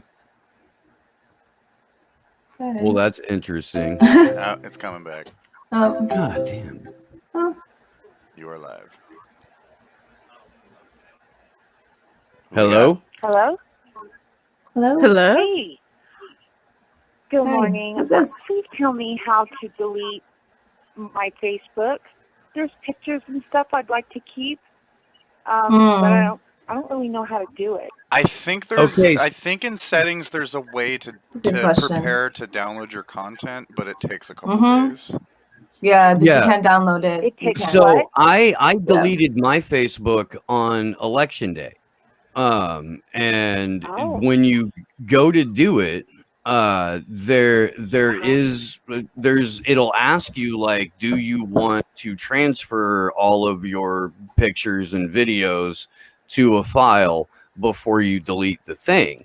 And then you'd say, yes, I want to do that. What I did is immediately put it on a thumb drive and then got it the fuck off of my computer just because I didn't trust that it wouldn't be compromised. Right. But you do have that option, and then it's like I really recommend either watching a YouTube tutorial or pulling up an article because Facebook makes it as difficult as possible for you to actually delete your account. Like, are you sure? That's Are you true. sure? Are you And sure? then even when you do, it stays up for an additional 30 days in case you want to come back. Yeah. And they'll remind you to decide if Okay. you want to come back too. Yeah. Gosh, you guys, That's a thank you great- so yeah. much. Thank you so Yeah, of much. course. Take care, and Thank thank you for you for all calling the in. work Yeah. you do. Oh no, and Thanks. thank you for calling in and thank you for deleting your Facebook. Yeah, that was a great question. I think a lot of people don't really Absolutely. know how. It seems simple, but Commander X did a complicated. whole ass episode of X Speaks on how to delete your Facebook, and he got so frustrated because he couldn't do it that he ended up like scrapping the live, Right. like just getting up and trashing the live stream in the middle of it. God damn it! I never. Yeah. yeah. I get why people are hesitant because Thank you, guys. there's so many pictures on there. Thank you. So many Mhm. pictures uploaded on there. I get it, and you don't want to delete it all, but it's like get off of there. Yeah. Yeah, they make it real, Okay. real. Thank That's you. why I hate that. Yeah, thank Well, you. Thank you. All right, we Thank got you. another Thank And- you. and we do the call-in show every Friday night. So if you have another question, feel free to give us a ring at the end of the week too. Thank you. Will do. Thanks. Thanks for calling in. You are Aw. live. I like that question. Hey, so you guys said that you didn't think that the vaccine thing was coming to like small businesses. My mom had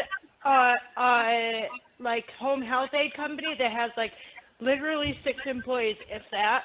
Call her up. Okay. She never even worked for them, and they called her house and asked her if she'd like left a message saying, "Oh, I just need to know if you're vaccinated. Can you give me a call back as soon as possible?" And my mom was like, "What? This lady I never even worked for is going to call me and ask me if isn't that a personal question?" And my It mom totally, chose not most to do it, definitely so- is. so she Yeah, felt that super had to have felt very uncomfortable. invasive. Yeah, and not for nothing, she never worked for these people. Like, they Right. pursued her. She's a retired nurse, and she has no intention of getting the vaccine. And this lady leaves a message on her answering machine about medical stuff. Like, that's so inappropriate. But I have a question for you guys, too. Okay, so I worked, I have like a property management company, and I worked around some vaccinated people for like 3 days. Yeah. And then all of a sudden I had like my cycle 2 weeks early, and like so intense that I went to the doctors about it because I'm like, what is going on? This is super scary. Something's wrong. And my doctor was like, oh, I don't know. no one had any answers for me. And I was like, well, could you catch a vaccine or something? Like, is that possible? Right. And he was like, no, that's ridiculous, of course. But it doesn't make sense otherwise. Did you guys hear anything about other people having this happen? Oh yeah. Oh yeah. You're not wrong. My friend Lindsay Sharman, who has a show called Rogueways, she did a massive deep dive on this. She's got a whole ass document. Pardon? Did you say roadway or rogueway? Rogue. R-O-G. The X-Men character. Yeah, like, R-O-G-U-E. Rogue Ways. And then I believe on Rockfin it's called The Middle Path. But it's the same. If you look up Rogue Ways, you'll be able to find it. Awesome. And yeah, there's actually been a lot of studies done on what's called shedding. Yeah. Which is so I heard that, but I can't find anything about it online. It's hard to find stuff about it online. It is. It's kind of buried. Yeah. I would definitely try looking for it through a different browser, Brave, Opera, I use DuckDuckGo. Yeah, okay. I use DuckDuckGo. I just actually switched my mom over to it too. But okay. Thank you so much for answering that. I just had another question, but I forgot it, so I'm gonna let somebody else give you a call. For sure. But thank you. Bye. Of course. Right, thank you. You are live. Nice. Yeah, I like hearing. I mean, I don't like what I heard, but I. Hello. Hello. Hi. Hello. Hi. I have a question. I did a super chat and misspelled it, but isn't there a constitutional protection? Oh, you're welcome. Right. Yeah, thank you so much. Aren't we allowed to go from state to state constitutionally protected? I don't have a vaccine because I caught COVID last year and had 5 strokes, and I'm afraid of the vaccine now, and plus I've already caught it. Right. So, what about like traveling to states that, like Oregon, that have a requirement now for a passport? Doesn't that violate the Constitution now? You would think so, but unfortunately, a lot of this is being done under emergency management, so they can get away with a lot more emergency authorization. That's why you're seeing a lot of this happen, because that's an understandable, place to go in your head. Like the Constitution, isn't there any protection? So that's why I think a little bit ago we're saying like, where are these lawyers just for various aspects of it? I don't know if you two have any thoughts on this topic, but I would say the emergency authorization is a big reason how they can kind of skirt around what you would think would be constitutional protections. But again, I would do that. Say it's incumbent on anyone who sees how wrong this is, who has either the means, resources, or proper degrees to challenge the legality of that. Totally. Yeah. It's not constitutional. It's just that's how it's being done. And I know there's a lot of free thinkers in Oregon, and I know that there are a lot of people in Oregon who are really pissed off about this. So I would suggest that you reach out to our friends at the Truthzilla podcast. They're Oregon locals, and they established a freedom cell where they're at, and they have been connecting with other people throughout the state. They would probably have a better idea of who you could contact and how you could kind of like network with in order to mount some genuine resistance inside the state for that. Oh, okay. I'll get online and try to look them up. We'll drop a link. I'm going to be traveling in the Northwest in another month, and as more states do this, it's going to make it hard. Yep. All right, I appreciate everything you guys do. Oh, well, thank you very much. Thank you for and calling. thanks again for your super chat. It's always appreciated. No problem. All right, take care. Okay, I'm gonna. All right, next that for sure. Ooh, you are live. Getting so many. Hello. Hello. Hello. Hi. Hello. Who's this? Hey, great show. I heard one of your callers asking about being around somebody who had been vaccinated and then having adverse effects even though they weren't vaccinated. If she's still listening, if she looks up something, if she looks up the title of the article is Vaccines That Spread Like Viruses. And it was put out a couple years ago. That's find it. Okay. Hopefully she's still listening then. Thank you. Right. Thanks for that. I'll look into that later as well. Thank you very Good much. looking out. Did you have a question or anything else you wanted to get in? No, I just want to say thanks for all the info y'all are putting out. And if anybody's trying to figure out how to fight this stuff that y'all are talking about, one good place to look at is the HIPAA laws, because a lot of the stuff that they're doing is violation of it. And they're doing it through uninformed. They're trying to get consent from people without properly informing. Correct. You're 100% right. Basically soft coercion. Yeah, exactly. That's all I got. Thank you. Well, thank you very much. Thank you. Appreciate it. Thank you. All right, next. Take care. You are live. Hello? Hello, hello. Hello. Hello. Hello, hello. Oh, they're listening to the show. Oops.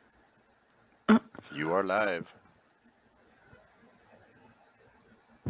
Hello. Who we got on the line? Hello. Oh, hello.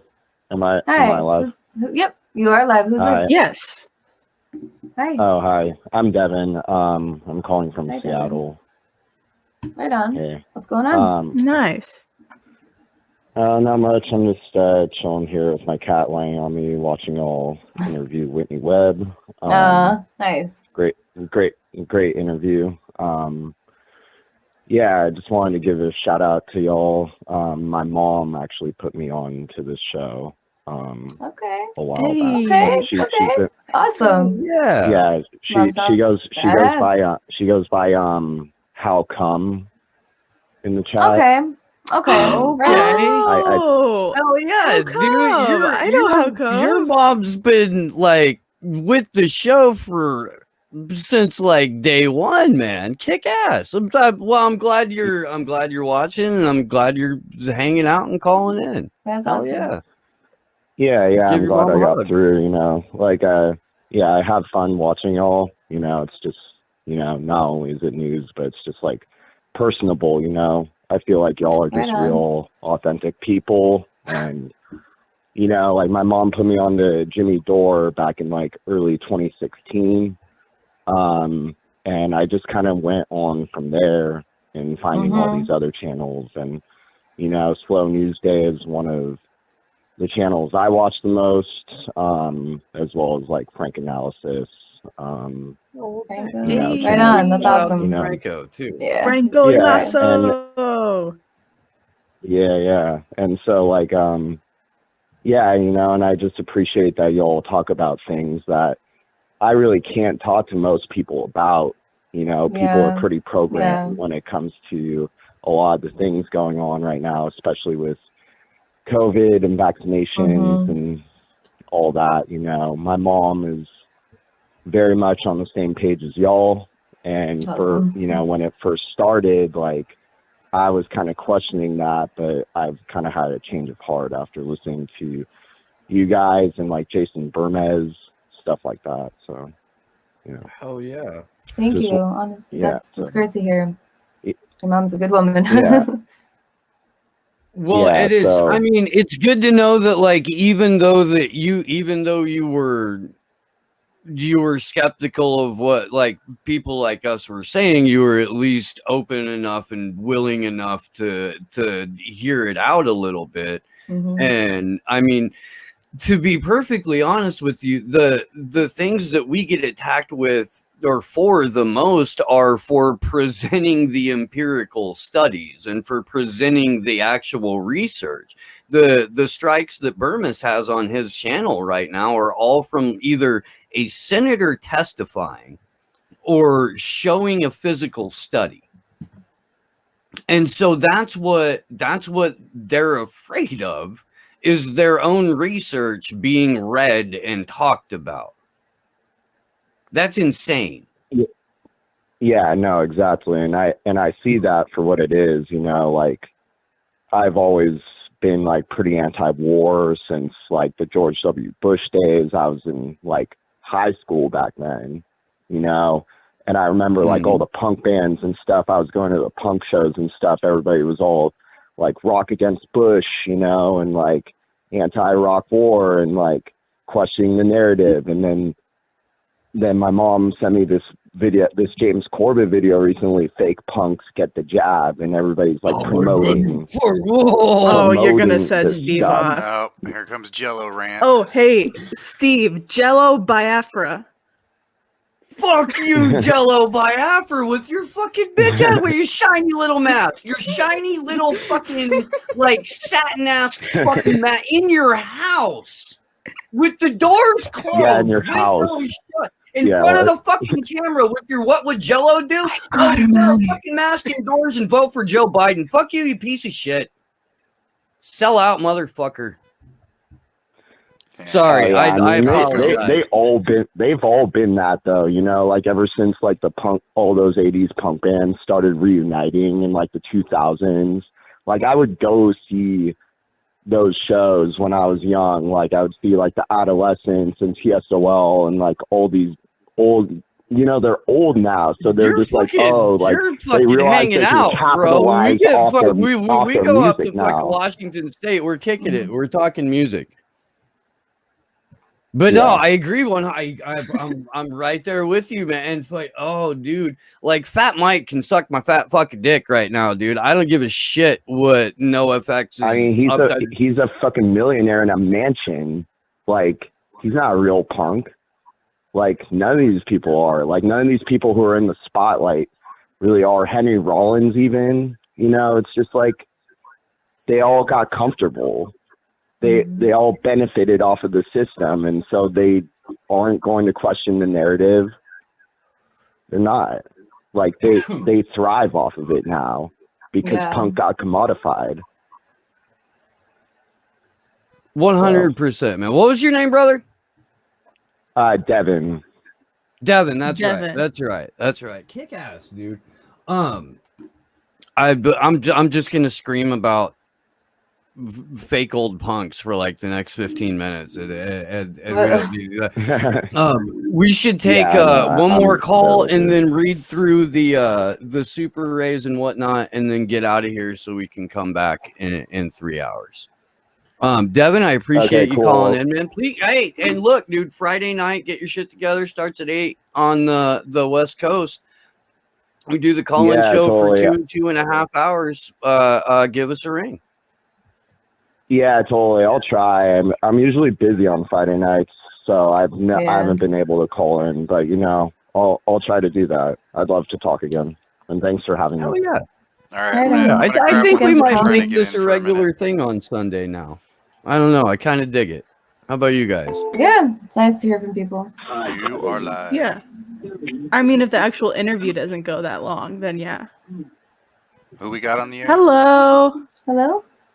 Hey, what's up, guys? How's it going? Steve Cutler. Steve Cutler. Steve. I got your graphic up in the background because it's dope. I see that. It looks dope as fuck. That's awesome.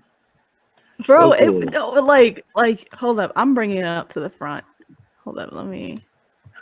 Like, she's gonna show the graphic. Yeah, that's awesome. Yeah, I want to make it smaller so you can see the whole thing too. Yeah, I'll minimize it. Thing's fucking awesome, Steve. It cool. is bad. He did a couple more too. There, and we'll. But yeah, dude, that's rad. And Charlie's right. That's a fucking rave flyer from 1990. I'm on a UFO, guys. Maybe Still wearing my 1997 shit, when the graphics got a little bit better and the ecstasy got a little bit more stepped on. Yeah. The L is cleaner now, but the Molly's a little fucked up. We're very right. Right. But I feel like no, I for real, feel though, like this Steve whole- Cutler and I have traveled similar roads. Dude, that was the funniest fucking thing I've ever heard. You going off about Jello and his fucking mansion. Oh my God.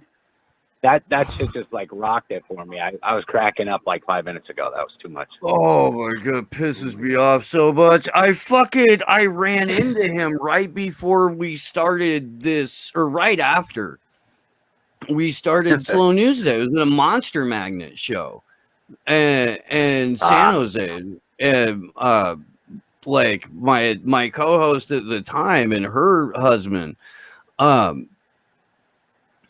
and like she literally bumps into the dude, and it's Jello, and she looks at him and she's like, "Oh hey, I'm glad you finally met me," and he's like, "Huh?" And like shook everybody's hand for a bit, and that was it. And I saw him at Hardly Strictly Bluegrass Festival in I want to say 2017.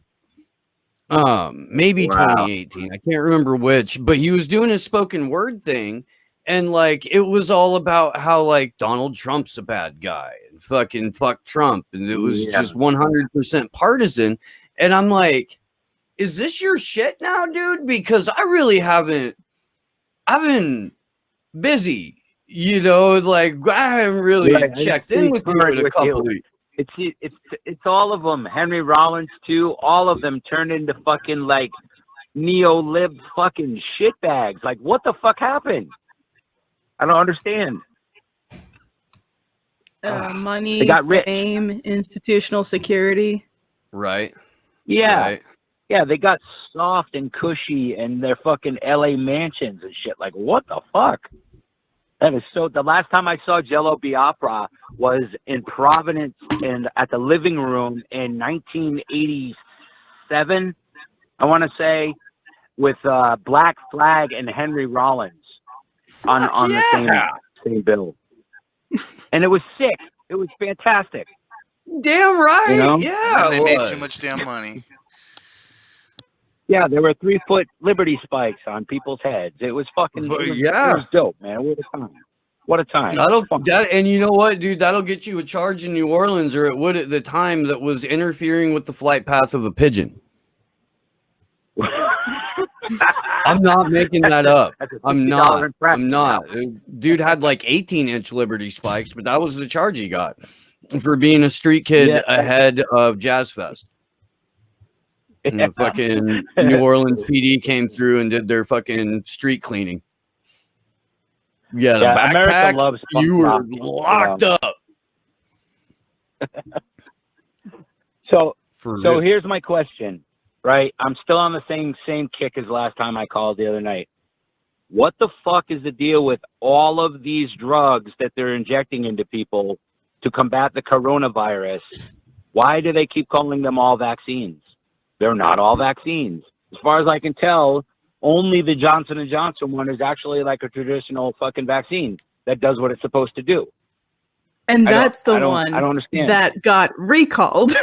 That's the one that got scapegoated and took the fall, while all the mRNA vaccines were just like, ooh, so we're still good for the Great Reset, right? All right, cool.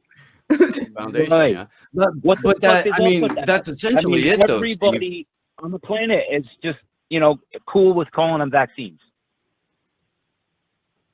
Propaganda is a hell of a drug, my friend. And that's, I mean, when Klaus Schwab walks out and says the vaccine is the foundation for the fourth industrial revolution, you ought to take his word for it. Yeah, I mean, all of the narrative management around it has been to make that statement a reality. Dude, I saw the most like the grossest fucking I'm not even gonna pull it up. I'm not like, but there was a fucking TikTok video with this fucking insane vaccine propaganda, and like, I'm scarred. It was worse than the fucking I'm a Barbie girl one. It was because it was voluntary. It's so fucked up. Like, every single human that I encounter is eager to get this vaccine, like in the world, like, what the fuck? Why is that a thing? Like, so successfully. It's stunning to me. Like, how easily it, like, those wheels set in motion from when he said that till now, just like fucking hot knife through butter, man. It's just, what the fuck? Well, to kind of bring it all full circle, and then we'll say goodbye to you for now and read out the super rays and get the hell out of here ourselves. From the time that Project for a New American Century document, that report was written in they were formed in 98, PNAC. The new Pearl Harbor document comes out 99 or 2000, and then September 11th, 2001. That's a relatively short amount of time for that new Pearl Harbor to occur. So for Klaus to walk out and say that, to have this narrative management campaign, the rollout that even NPR said looked like a military operation, and the scale of coordination between superpowers to have something like this. Yeah, dude. Yeah, that's a completion of the Project for a New American Century, certainly. Wow. Well, all right. I'm gonna let you guys go. Freaking, you guys rock. That Whitney Webb is unbelievable, and keep on rocking. Oh, thanks so much for calling in, Steve. And thanks again for your graphics. Burrito for us, Scare Squeeze. Yeah.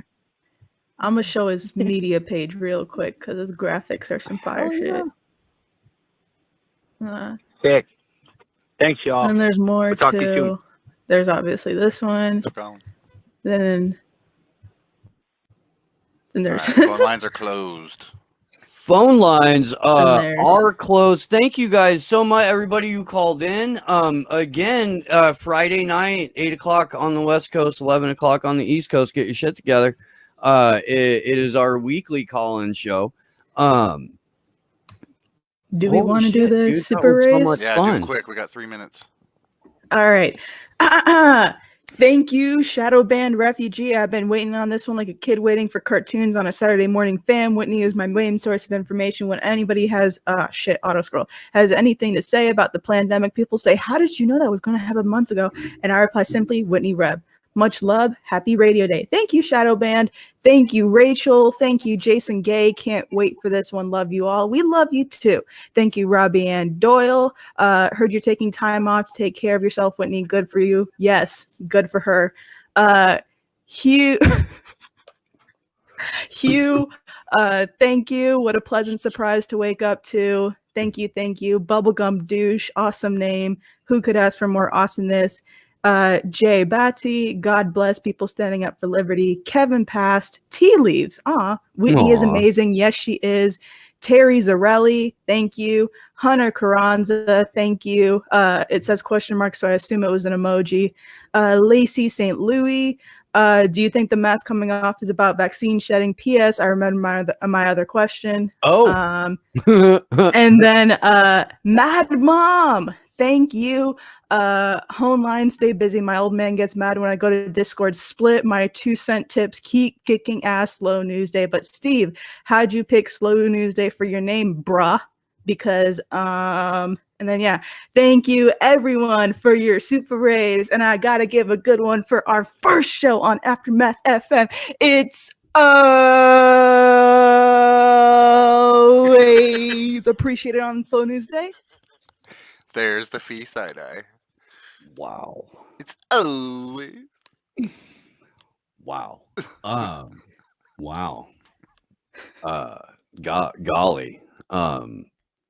So how did I get the name Slow News Day? I think we've done this. I'm not sure. So really, when you've got like 5 media corporations that control 95% of the media landscape, when 99% of the remaining 5% operates within 1 degree or 2 degrees of that mainstream sphere, when there's no such thing as a fairness doctrine legitimately, when there is that consolidation of the media, when there's the Patriot Act, when there's the 2012 Smith Modernization Act, that makes more or less every single fucking day a slow news day, unless, you know, you're kind of operating out here, which is where, you know, we hang out.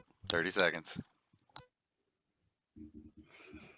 Big thanks to everybody who tuned in today. Thanks to Whitney Webb, as always. Thanks to my better than your co-hosts, Ali Alexandra and Gloria Jones. Thank you to Sleepy Josh on the ones and twos. Everyone who hung out with us today, we love you. We're on Aftermath FM now. So come find us there. There's lots of cool stuff for you. We will see you soon. Good luck to us all. Love y'all.